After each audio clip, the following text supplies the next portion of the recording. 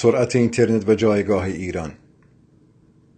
با مدرن‌تر شدن روز به روز جوامع و اینترنتی شدن همه چیز، نیاز ما به اینترنتی با سرعت بالا بیشتر از قبل شده. سرعت اینترنت ارتباطی تنگاتنگ با پیشرفت تکنولوژی به استفاده از آن را دارد. یعنی اشتباه نیست اگر بگوییم کشوری که بیشترین سرعت اینترنت را داشته، استفاده بیشتر از تکنولوژی پیشرفته روز دنیا را دارد. یا بهتر است بگوییم اجازه استفاده از پیشرفت‌های تکنولوژی را به کاربرانش می‌دهد. سرعت اینترنت نتیجه دو فاکتور است. اول، سرعت ارتباط ISP با کاربر و دوم، سرعت ارتباط ISP با شبکه اینترنت. سرعت ارتباط کاربر به ISP به نوع مودم، خطوط مخابرات و سیم‌کشی‌های مسیر و نوع کابل‌ها مربوط است.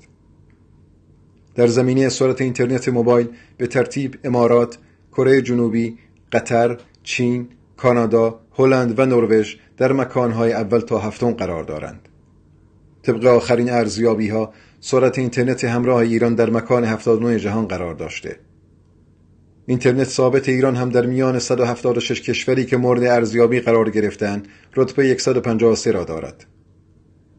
سرعت اینترنت در ایران از جمله قصه‌های پرغصه است که روزگاری روی کیلوبایت می‌چرخید و حالا صحبت از سرعت‌های مگابایتی برای آن است.